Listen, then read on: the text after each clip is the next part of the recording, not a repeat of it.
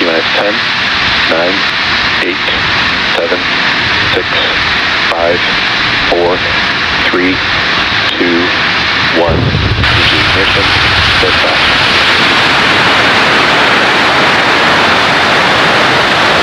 Visual propulsion is nominal. Vehicle is pitching downrange.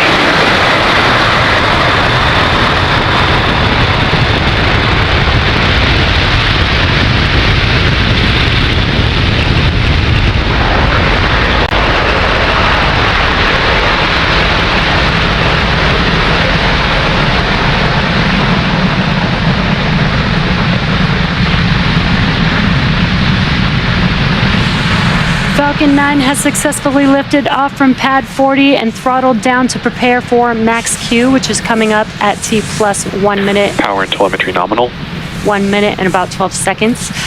Max Q is the highest amount of aerodynamic pressures. That's the largest structural load that the vehicle will see on ascent. We throttle down those engines just to pass through max Q, and then we'll throttle them back up once we pass through that period. Falcon 9 is supersonic.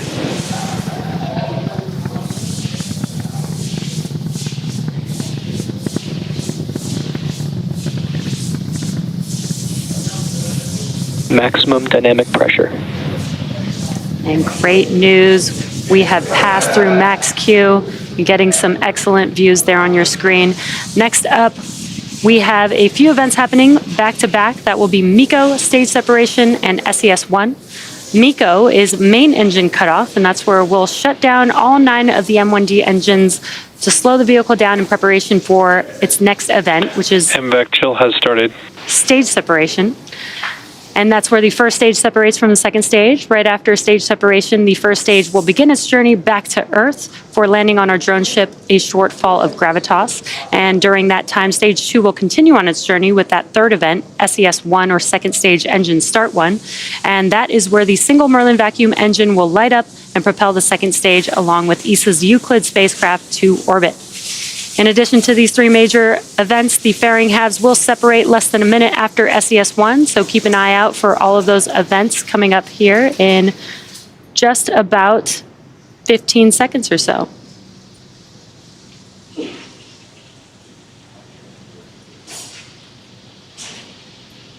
Again, coming up, we have MECO, stage separation, and SES-1. Main engine cutoff.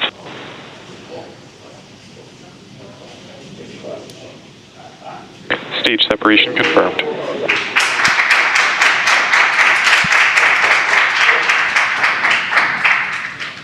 MVAC ignition.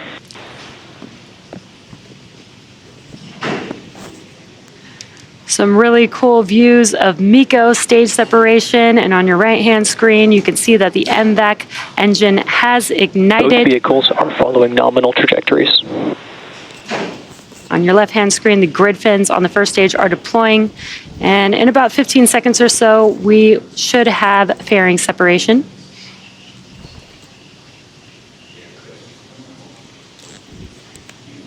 And a very cool view from the ground.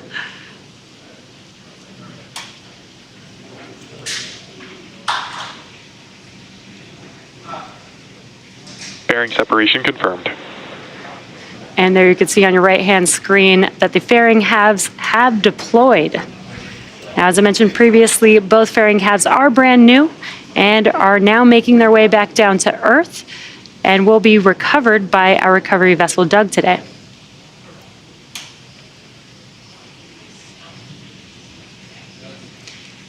It is T plus 4 minutes into today's mission, and in order to complete today's landing, the first stage has 2 more burns left. Next up is the entry burn, and that's where 3 of the Merlin 1D engines will reignite. This helps to slow the vehicle down as it re-enters the upper parts of the Earth's atmosphere. Now, that entry burn is coming up in about a couple minutes from now, and that entry burn will last about 20 seconds long. And what you're looking at on your screen, on your left-hand side, is a view from the first stage vehicle, currently making its way back down to Earth, which you can see in the background. And on your right-hand screen is a view from the second stage looking aft at our MVAC engine. Acquisition of signal, Bermuda.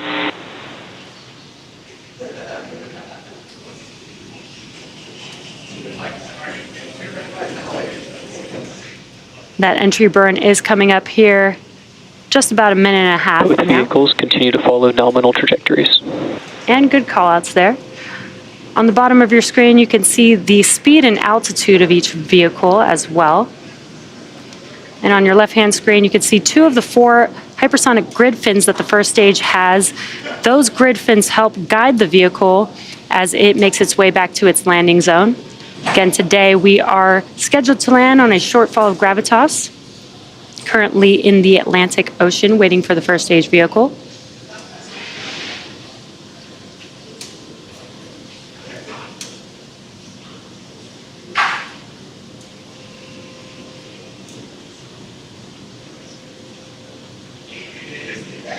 And on your screen, you're getting a great view from the second stage with the MVAC there and the Earth looking amazing in the background. We're just about 20 seconds away from the entry burn on the first stage vehicle.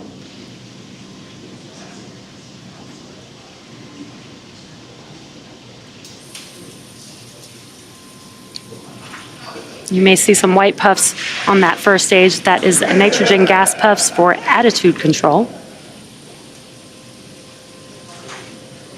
Stage 1 FTS has safed.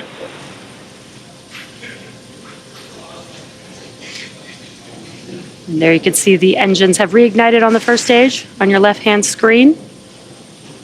This is the entry burn with 3 of 9 M1D engines reignited.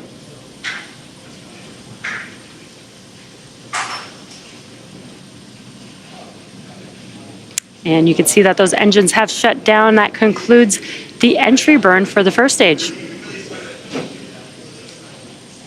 Now we do have one more burn for the first stage vehicle as it attempts to land on our drone ship, and that is the landing burn.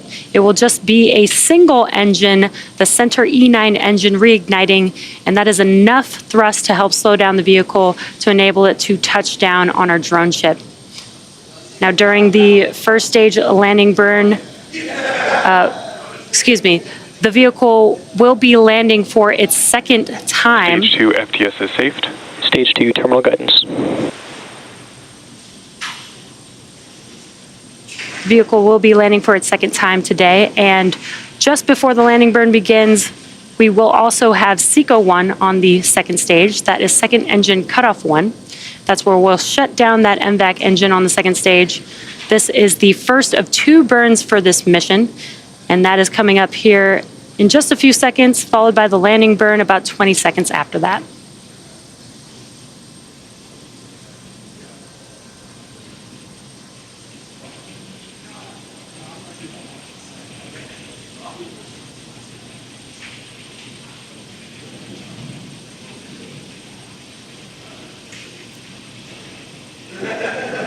There you can see that the MVAC engine has shut down and the landing burn has begun on the first stage vehicle.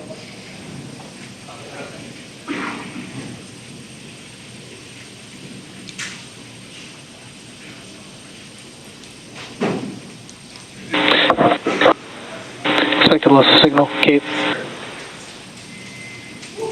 Nominal orbit insertion.